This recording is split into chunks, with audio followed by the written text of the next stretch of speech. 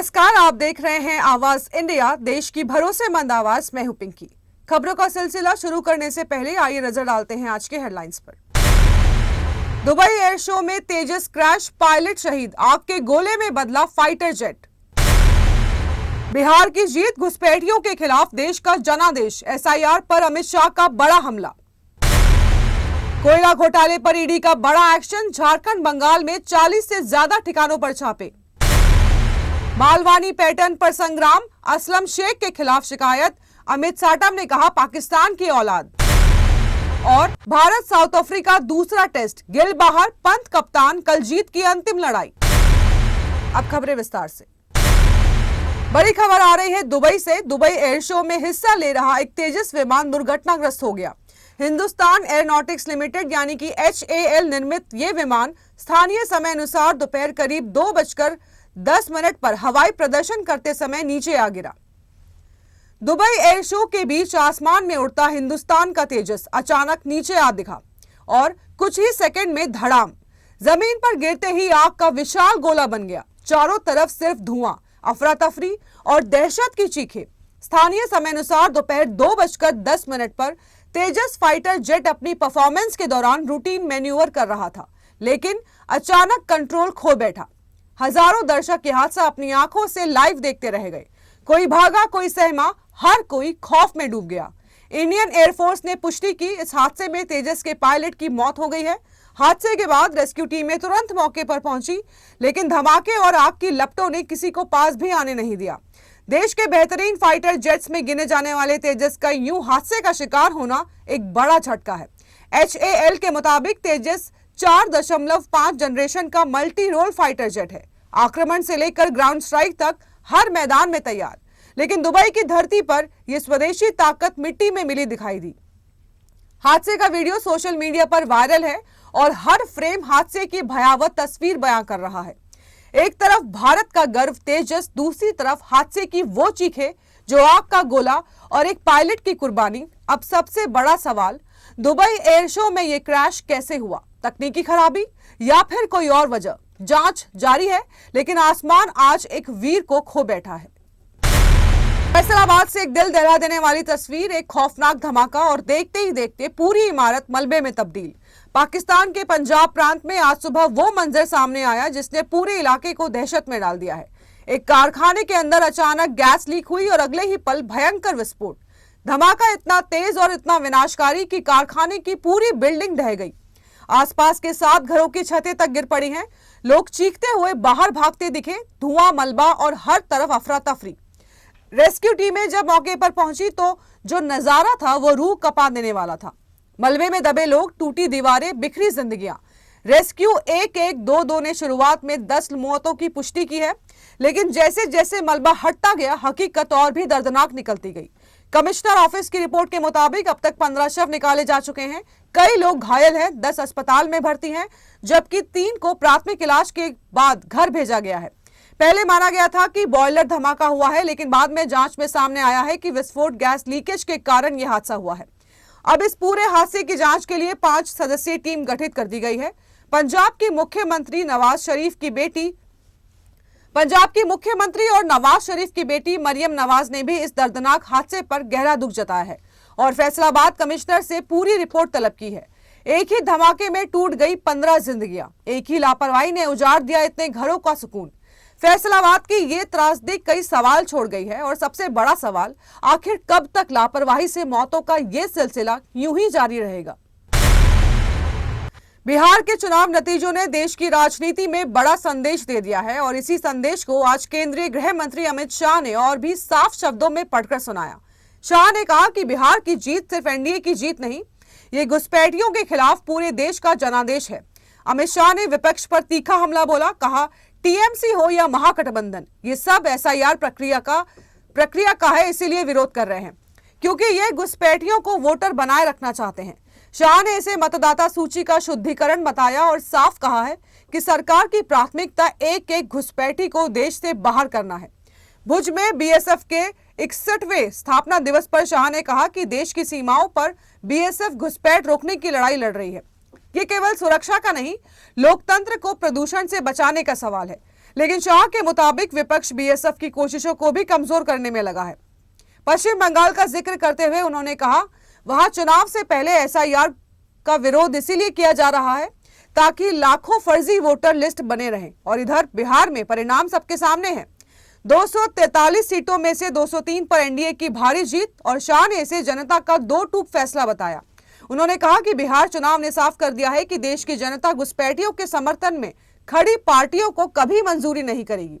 SIR पर मचा सियासी संग्राम जारी है, लेकिन अमित शाह ने आज स्पष्ट कर दिया है, घुसपैठियों के खिलाफ लड़ाई सिर्फ शुरू हुई है, इसका अंत देश की सीमाओं के बाहर ही होगा।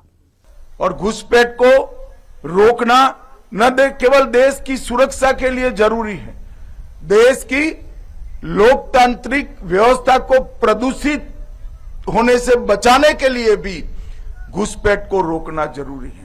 मगर दुर्भाग्य की बात है, कुछ राजनीतिक दल एक घुसपैठिया हटाओ का जो अभियान है इसको निर्बल करने में लगे हैं, और वो राजनीतिक दल चुनाव आयोग द्वारा जो एसआईआर की प्रक्रिया चल रही है, मतदाता सूची का शुद्धिकरण जो चल रहा है, इसका खिलाफत कर रहे हैं। मैं आज इस हीरक जयंती समारोह में बहुत स्पष्ट करना चाहता हूं कि हम इस देश में से एक एक घुसपैठिए को चुन चुन कर बाहर निकालेंगे, ये हमारा प्रण है। इस देश के किसी भी राज्य का मुख्यमंत्री कौन हो, देश का प्रधानमंत्री कौन हो, वो निर्णय केवल और केवल भारत का नागरिक कर सकता है। कोई घुसपैठिए को अधिकार नहीं है कि हमारी लोकतांत्रिक प्रणालिका को वो प्रदूषित करे और हमारे लोकतांत्रिक फैसले को प्रभावित करे।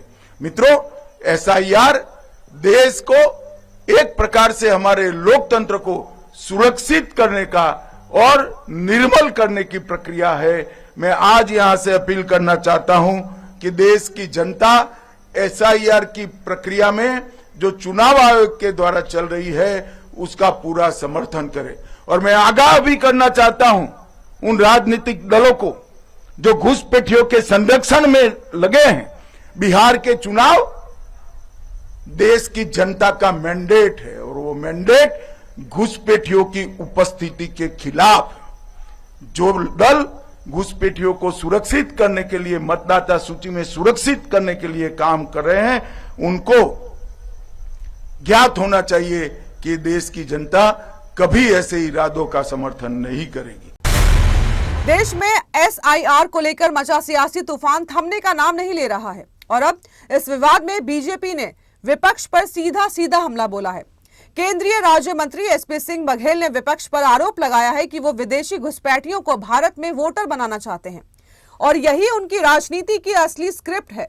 बघेल ने दावा किया है कि बिहार चुनाव के नतीजों ने साफ कर दिया है कि जनता ने विपक्ष के आरोपों को खारिज कर दिया है और एसआईआर के पक्ष में अपना जनादेश दिया है। उन्होंने कहा कि 2019 और 2024 में विपक्ष संविधान के खतरे की कहानी सुनाता रहा, और अब एसआईआर पर झूठ फैलाया जा रहा है। एसपी सिंह बघेल ने बेहद तीखे शब्दों में कहा, मुसलमान वोटों के ध्रुवीकरण और तुष्टीकरण की राजनीति करने वाले दल आज चुनाव आयोग को बदनाम कर रहे हैं। ईवीएम पर सवाल उठाना बंद किया तो अब एसआईआर और चुनाव आयोग पर निशाना साधने लगे हैं। उन्होंने ये भी साफ किया है कि चुनाव आयोग कोई व्यक्ति नहीं बल्कि संवैधानिक संस्था है, और जब वो कानून के मुताबिक सख्ती दिखाता है तो कुछ नेताओं के पेट में दर्द शुरू हो जाता है। बघेल ने विपक्ष पर बड़ा आरोप लगाते हुए कहा है कि ये लोग विदेशी घुसपैठियों को नागरिकता दिलाना चाहते हैं, वोटर बनाना चाहते हैं, और इससे देश की सुरक्षा और सामाजिक सद्भाव को खतरा है। इधर पश्चिम बंगाल में ममता बनर्जी के विरोध को लेकर भी बीजेपी ने बड़ा हमला बोला है। बिहार के मंत्री नितिन नबीन ने कहा, ममता बनर्जी अराजकता का दूसरा नाम है, संवैधानिक प्रक्रियाओं को वो कभी मानती ही नहीं। इस बार चुनाव में उनकी जमीन खिसकना तय है। एसआईआर विवाद अब सिर्फ नियमों का मामला नहीं रहा, ये बदल चुका है। भारत की राजनीति के सबसे तीखे हमलों में से अब ये एक है। एसआईआर का वही लोग विरोध कर रहे हैं जो घुसपैठियों को भारत का नागरिक बनाते हुए मतदाता बनाना चाहते हैं। इससे आंतरिक सुरक्षा को भी खतरा होगा, सामाजिक सद्भाव भी बिगड़ेगा और डेमोक्रेसी को भी प्रभावित करने का वो लोग काम करेंगे। केरल से लेकर उत्तर प्रदेश और दूसरे कई राज्यों में एसआईआर को लेकर सियासत सुलग रही है और अब सुप्रीम कोर्ट ने इस मुद्दे को गंभीरता से लेते हुए बड़ा कदम उठा दिया है। आज सुप्रीम कोर्ट ने चुनाव आयोग को नोटिस जारी कर जवाब मांगा है कि आखिर वोटर लिस्ट के स्पेशल इंसेंटिव रिवीजन की जरूरत अभी क्यों है। इस पूरे मामले की जड़ केरल है, जहां एसआईआर रोकने की मांग को लेकर याचिकाएं दायर हुई हैं। दलील यह है कि राज्य में जल्द ही स्थानीय निकाय चुनाव होने वाले हैं और ऐसे समय में एसआईआर की प्रक्रिया चुनावी माहौल को प्रभावित कर सकती है। कपिल सिब्बल ने कोर्ट में कहा, यह मामला बेहद तत्काल है, वरना चुनाव प्रक्रिया पर असर पड़ेगा। सुप्रीम कोर्ट की 3 जजों की bench justice Surya Kant, justice SVN Bhatti और जस्टिस जयमाला बागची ने इस पूरे विवाद को बेहद अहम मानते हुए कहा है कि 26 नवंबर को केवल केरल से जुड़े एसआईआर मामलों पर ही सुनवाई होगी। उसी दिन बिहार के एसआईआर से जुड़ी याचिकाएं भी कोर्ट के सामने आएंगी। लेकिन सिर्फ केरल या बिहार ही नहीं, उत्तर प्रदेश का भी एसआईआर मामला अब सुप्रीम कोर्ट पहुंच चुका है। कांग्रेस सांसद तनुज पुनिया ने यूपी में एसआईआर रोकने की मांग की है और कोर्ट ने इस पर भी चुनाव आयोग से जवाब मांगा है। इसके अलावा डीएमके, माकपा, तृणमूल कांग्रेस और कांग्रेस के नेताओं ने तमिलनाडु और पश्चिम बंगाल में एसआईआर को चुनौती दी है और सुप्रीम कोर्ट पहले ही इन राज्यों पर अलग अलग जवाब ईसी से मांग चुका है। अब पूरा फोकस 26 नवंबर पर टिका है, जब तय होगा कि केरल में एसआईआर रुकेगा या फिर आगे बढ़ेगा। और दिसंबर से पहले हफ्ते में देश भर के एसआईआर विवाद पर अगला अध्याय खुलेगा। क्या ये महज वोटर लिस्ट की रिवीजन प्रक्रिया है या इसके पीछे छिपी है राज्यों की राजनीतिक धड़कन? जवाब अब सुप्रीम कोर्ट के पास है और अगली तारीख 26 नवंबर कई राज्यों की चुनावी हवा बदल सकती है। वक्त हो चला है एक छोटे से ब्रेक का। जुड़े रहिए आवाज इंडिया के साथ।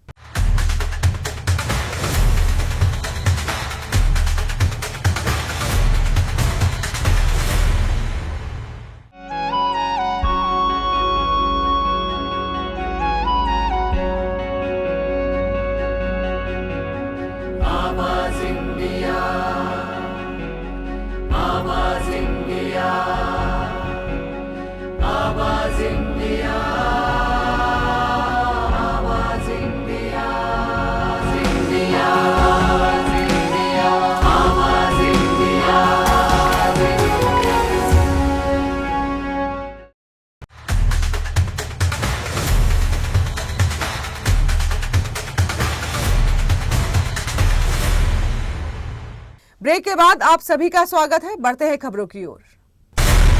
कोयला घोटाले में ईडी का अब तक का सबसे बड़ा वार। झारखंड और पश्चिम बंगाल में आज सुबह एक साथ 40 से ज्यादा ठिकानों पर ताबड़तोड़ छापेमारी और इस कार्रवाई ने पूरे कोयला सिंडिकेट में हड़कंप मचा दिया है।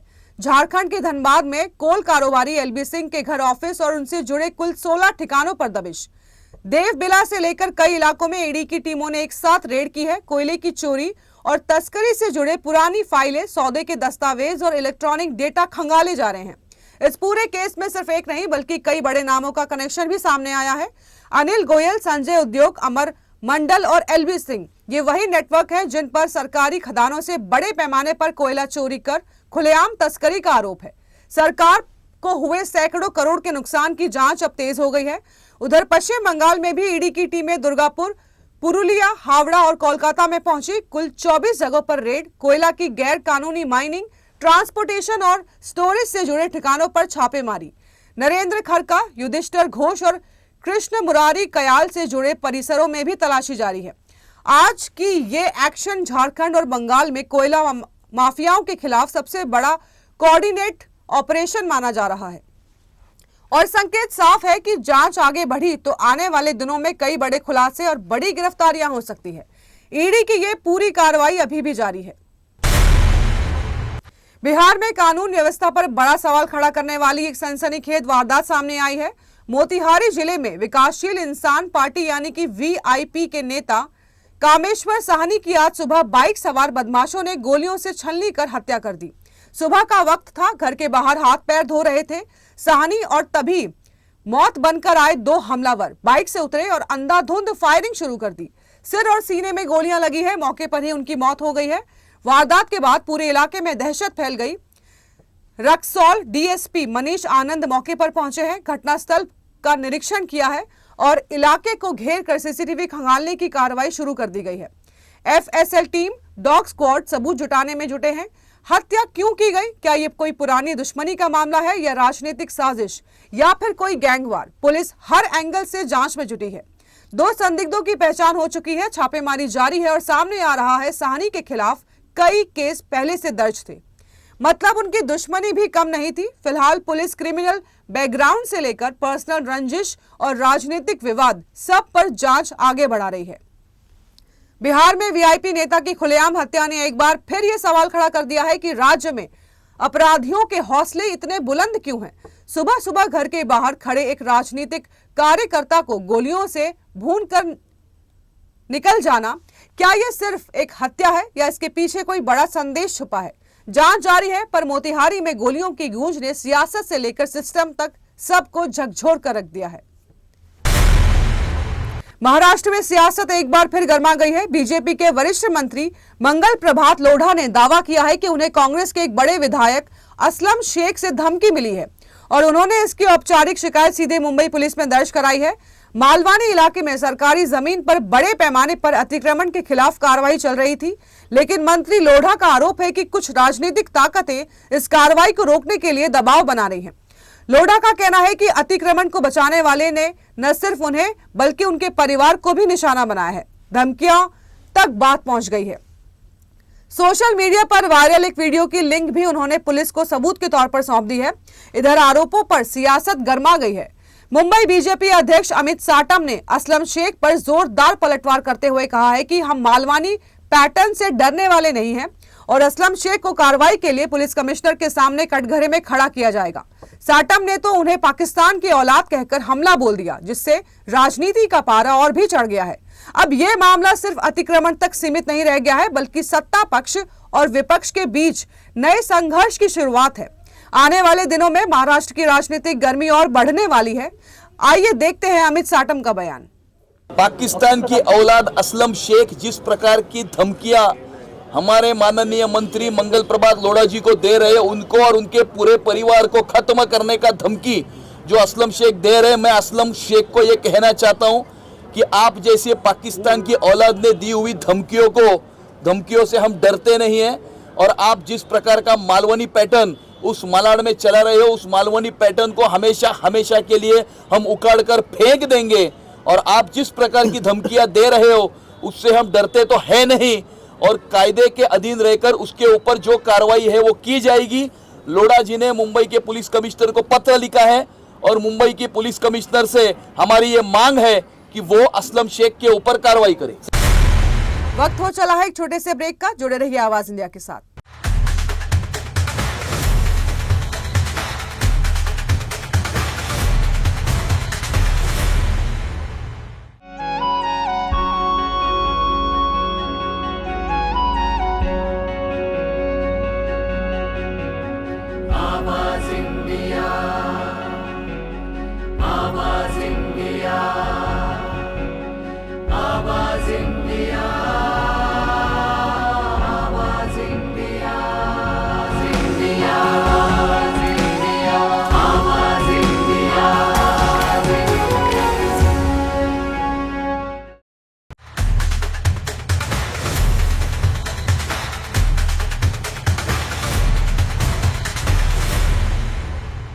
ब्रेक के बाद आप सभी का स्वागत है। बढ़ते हैं खबरों की ओर।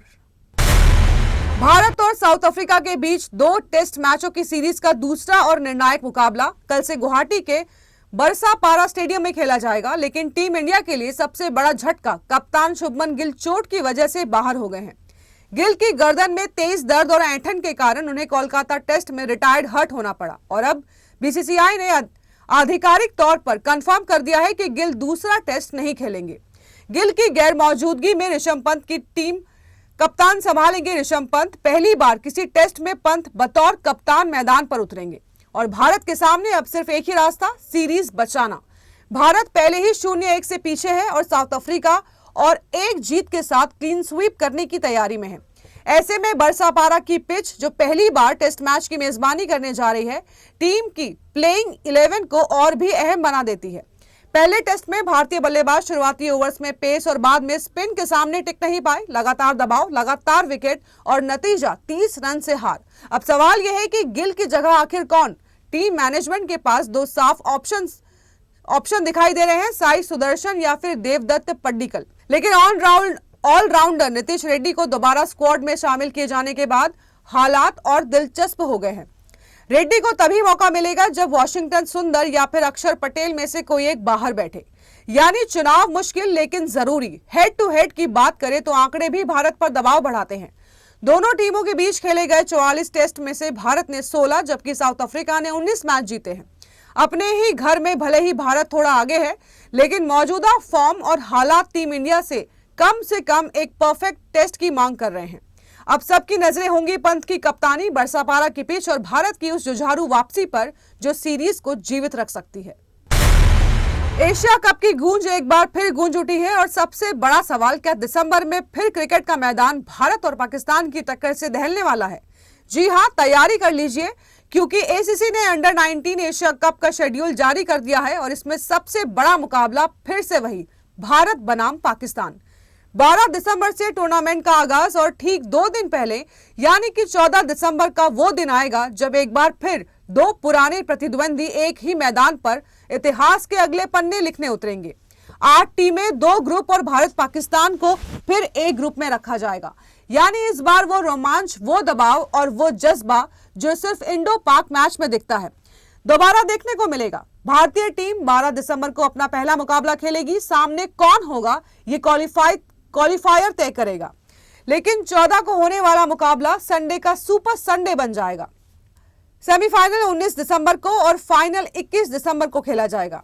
यानी आने वाले दिनों में हर मैच 19 साल से कम उम्र के युवाओं के लिए वर्ल्ड कप से पहले अल्टीमेट टेस्ट बनकर आने वाला है। दुबई में खेले जाएंगे सारे मुकाबले। आईसीसी एकेडमी की पिचों पर युवा खिलाड़ी अपनी किस्मत और काबिलियत दोनों आजमाएंगे। और चर्चा इस बात की भी है कि भारत की तरफ से वैभव सूर्यवंशी मैदान में उतर सकते हैं। भारतीय टीम इस टूर्नामेंट की सबसे बड़ी दावेदार मानी जा रही है और टीम का ऐलान किसी भी वक्त हो सकता है। दिसंबर, दुबई और भारत बनाम पाकिस्तान, फिर वही रोमांच, फिर वही जंग। बस अब इंतजार है उस तारीख का, 14 दिसंबर, जहां फिर क्रिकेट का सबसे बड़ा धमाका होने वाला है। तो देश और दुनिया की बड़ी खबरों में फिलहाल के लिए इतना ही। जुड़े रहिए आवाज इंडिया के साथ, जल्द होगी मुलाकात। तब तक के लिए नमस्कार।